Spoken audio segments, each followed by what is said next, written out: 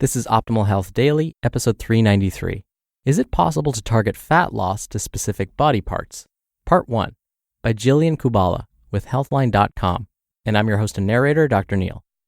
Hey, happy midweek Wednesday. Welcome back to Optimal Health Daily, where I read some of the best health and fitness blogs to you, usually with a little bit of commentary at the end. Now, today's post is a bit on the longer side, so I'll read the first half today and then finish it up tomorrow.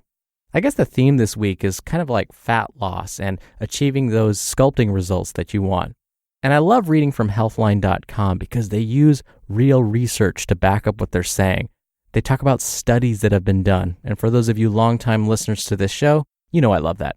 Because again, I want this to be a space where you can come and expect to hear, hopefully, the truth. Not just some myth that's been perpetuated over and over again. And speaking of which, I actually answer your questions every Friday, so maybe you've heard of a myth and are curious about it and want to know if there's some truth to it. Send me a question. You can do that at oldpodcast.com.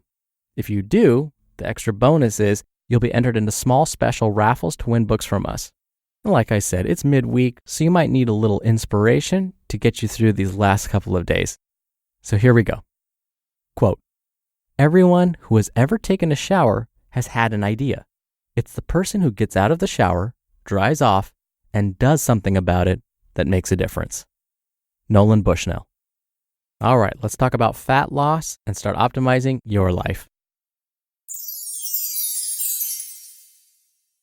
Is it possible to target fat loss to specific body parts?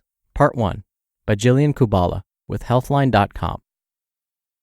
Almost everyone would like to change certain parts of their body. The waistline, thighs, butt, and arms are common areas in which people tend to store excess body fat. Achieving change through diet and exercise takes time and effort, leaving those who desire a quick fix in search of a faster solution.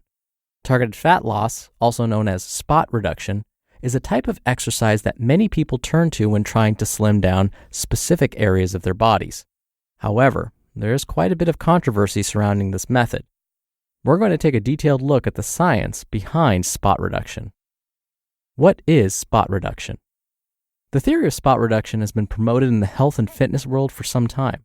However, there's not much evidence to support it. Spot reduction is a type of targeted exercise intended to burn fat in specific body areas. An example of spot reduction is exercising the triceps in order to get rid of excess fat on the back of the arms. This theory of targeting specific body parts is popular, leading many people to focus only on troublesome areas rather than exercising their entire body. Burning fat using this method can be particularly appealing to those who have had a hard time losing weight in the past or failed to get the results they wanted using other methods. Why some people may want to reduce fat in certain areas. There are countless reasons why people want to lose weight, including improving health and reducing the risk of chronic diseases like heart disease and diabetes.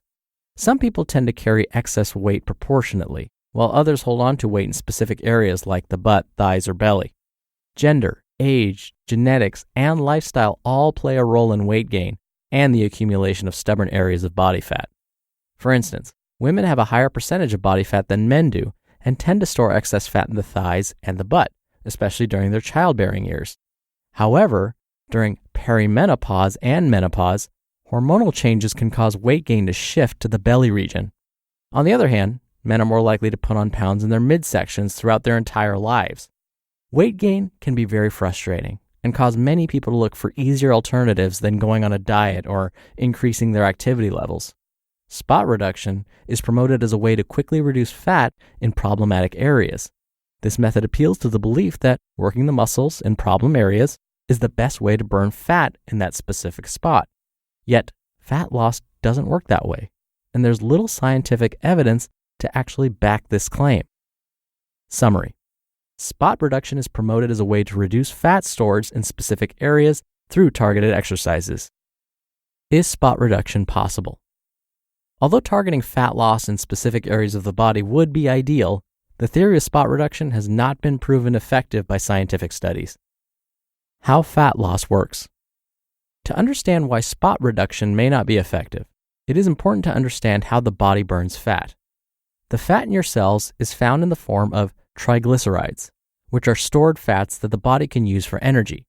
Before they can be burned for energy, triglycerides must be broken down into smaller sections called free fatty acids and glycerol, which are able to enter the bloodstream. During exercise, the free fatty acids and glycerol used as fuel can come from anywhere in the body, not specifically from the area that is being exercised. The majority of studies have debunked spot reduction. Aside from not correlating with how the body burns fat, a number of studies have shown spot reduction to be ineffective. For example, one study looked at 24 people who only completed exercises targeting the abdominals for 6 weeks and found no reduction in their belly fat. Another study followed 40 overweight and obese women for 12 weeks and found that resistance training of the abdominals had no effect on belly fat loss compared to a dietary intervention alone. A study focusing on the effectiveness of upper body resistance training had similar results. This 12-week study included 104 participants who completed a training program that exercised only their non-dominant arms. Researchers found that although some fat loss did occur, it was generalized to the entire body, not the arm being exercised. Several other studies have resulted in similar findings, concluding that spot reduction is not effective for burning fat in specific areas of the body. However, a small number of studies have had conflicting results. One study found that fat loss was higher in areas close to contracting muscles, but that study only had 10 people in it. Another recent study that included 16 women found that localized resistance training followed by 30 minutes of cycling resulted in increased fat loss in specific areas of the body.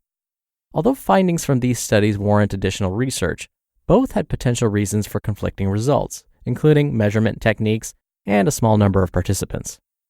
Despite these outlier studies, most scientific evidence shows that it is not possible to lose fat in one specific area by exercising that body part alone.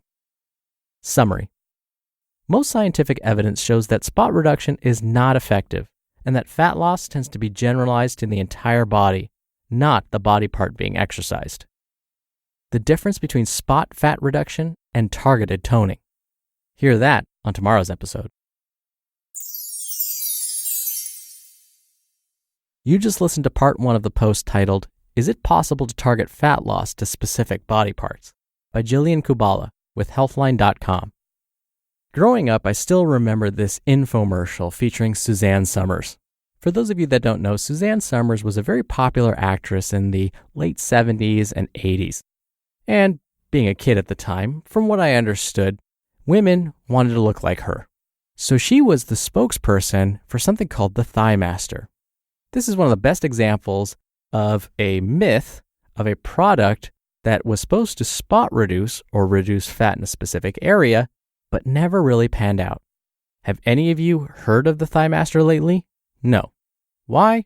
Probably because it didn't work. The purpose of the Thigh Master was, it was basically this contraption, kind of like a spring, that you'd put in between your knees.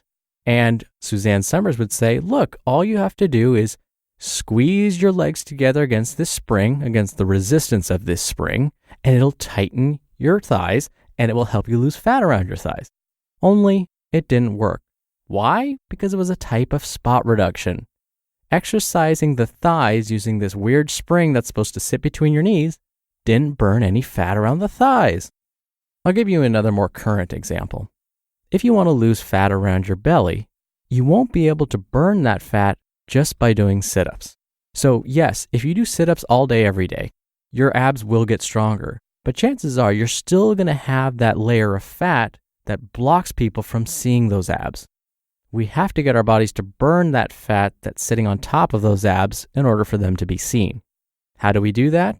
Of course, we're going to talk about it tomorrow, but of course it's going to involve some cardio, some other resistance training, a diet that works for you. Those kinds of things will come into play. So that's just a preview of tomorrow. Before I go, like I mentioned at the top of the show, I answer your questions right here on the podcast every Friday in special Q&A episodes. You can ask me anything related to diet and nutrition, stress management, exercise, and more. Just call and leave a message with your question. The phone number is 61 I love OHD. Or you can send in an audio question through our site, oldpodcast.com. That's more friendly if you want to do multiple takes and hear yourself before sending it in. And by the way, if you send in a question, you're entered into special raffles to win books every month.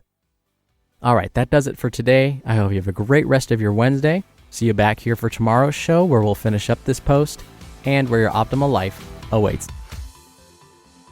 Hello, Life Optimizer. This is Justin Malik, creator and producer of this show and Optimal Living Daily, the brother podcast of this one. Literally, I'm Dr. Neil's brother. If you like the format of this show, you'll love Optimal Living Daily too, where I also read to you from blogs, but cover other topics like personal development, finance, and minimalism from bloggers like Derek Sivers, The Minimalists, Zen Habits, and many more.